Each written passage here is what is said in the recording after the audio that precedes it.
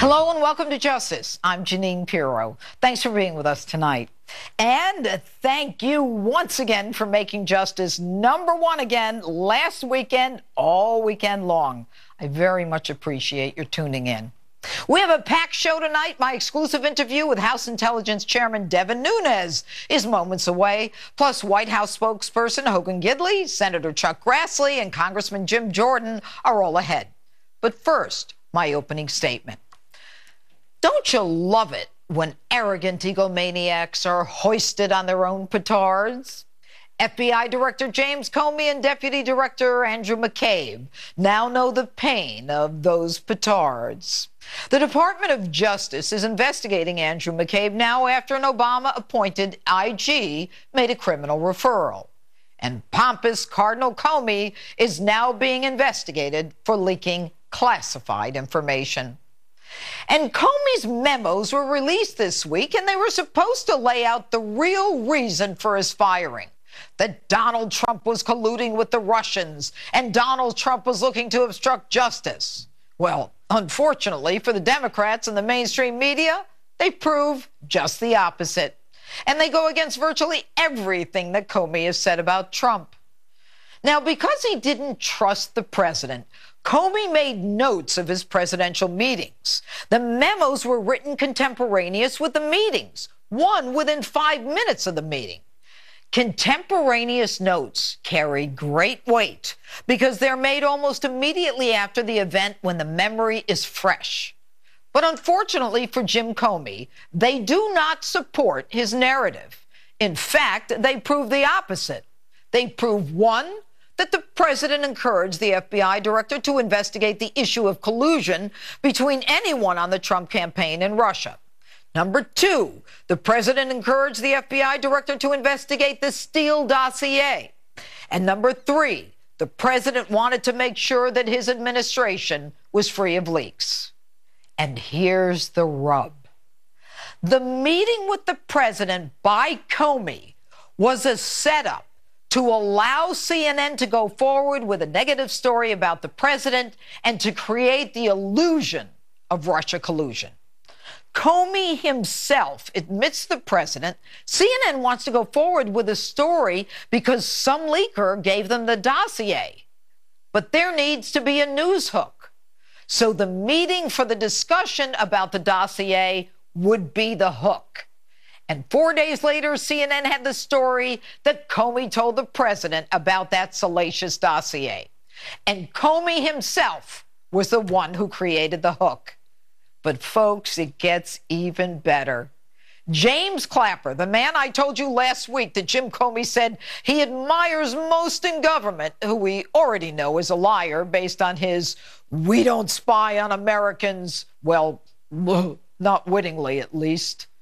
Clapper told Comey to meet with the president to speak about the dossier. Comey is dumb enough to admit it in the memo. He then says, this is Comey speaking, "I then executed the session exactly as I had planned. I said the Russians allegedly had the tapes involving him and prostitutes in Moscow so that they could lend credence to the hyped-up Russia collusion investigation." Trump, however, interjects, saying, "There were never prostitutes."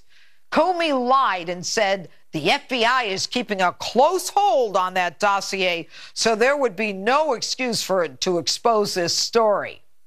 So let me make it real simple.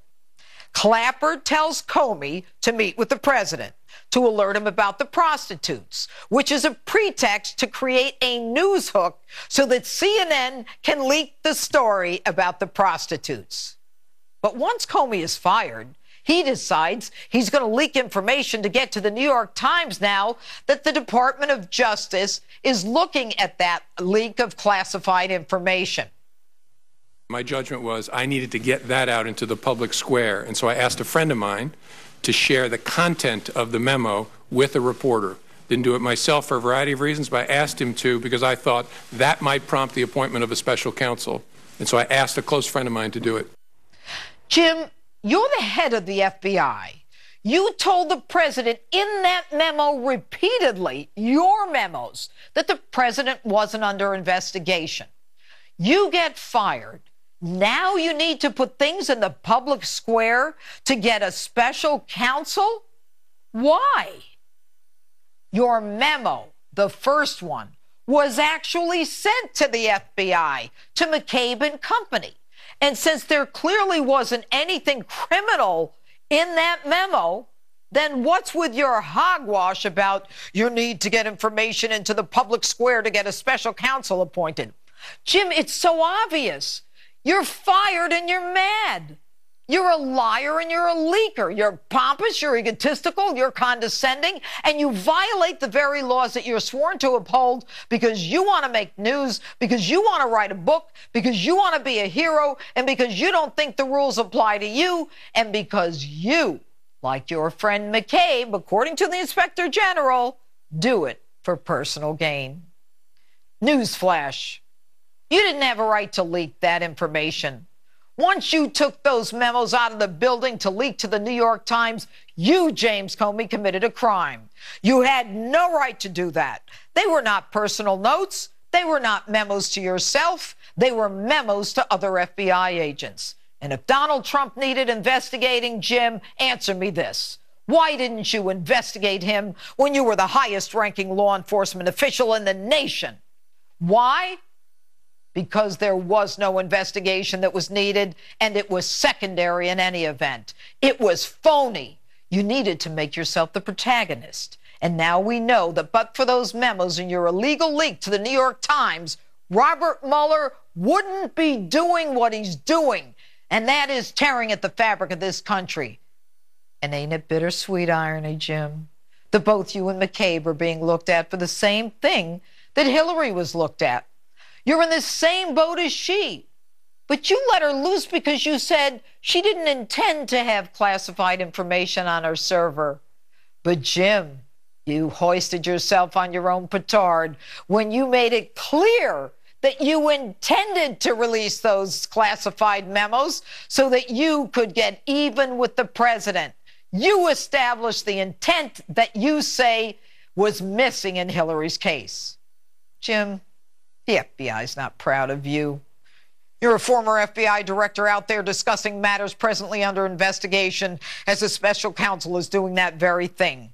Where do you come off publishing a book about issues under investigation, even admitting that what you leaked was secret and therefore classified? But you protest. I don't do sneaky things. I don't leak. I don't make weasel moves. Jim, are you schizo? On the one hand, you lie to the president that you don't leak, and the whole point of the memo was to leak it. And now on your book tour, you say, it's true. I am a leaker.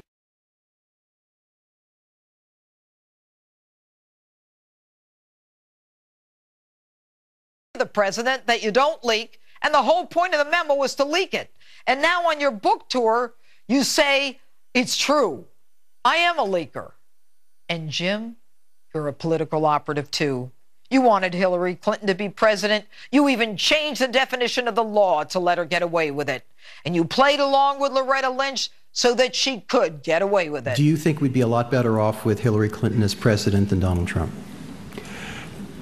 Certainly, given her commitment to our traditions and our norms and our values and the rule of law, yes. Her commitment to the rule of law? Jim, you also have to keep your facts straight. The same day you said Hillary would be a better president, you demur and say it's too hard to go back in time and answer whether she'd be a better president when asked a few hours earlier. Jim, do your answers depend on the time of day or on medication? Jim, it isn't working. You're trying to look like an objective individual until you again admit that you're not. I see the Republican Party, as near as I can tell, reflects now entirely Donald Trump's values, which is it doesn't reflect values at all. It's transactional. It's ego-driven. It's in service to his ego. So she'd be a better president. But, Jim, you need to be careful. You need to be very, very careful. You knew from the get-go that you were going to cut Hillary loose, and you knew from your time in the Obama administration that you would go after Donald Trump. You've deceived the American people, And as a result, you, the director of the FBI, are under investigation for leaking classified information. You could be looked at for theft of government property, obstruction of justice yourself, and a clear abuse of power. And if I were a betting woman, I'd bet that your friend Clapper is another one soon to be under investigation. And the bittersweet irony for all Americans is that we will be able to watch you fight each other. Andrew McCabe, who says you told him repeatedly that it was okay to leak to the Wall Street Journal, and Loretta Lynch, whom you accused of pressuring you not to call Hillary's case an investigation. So now, folks, the whole idea of Russian collusion with the Donald Trump campaign fades into obscurity.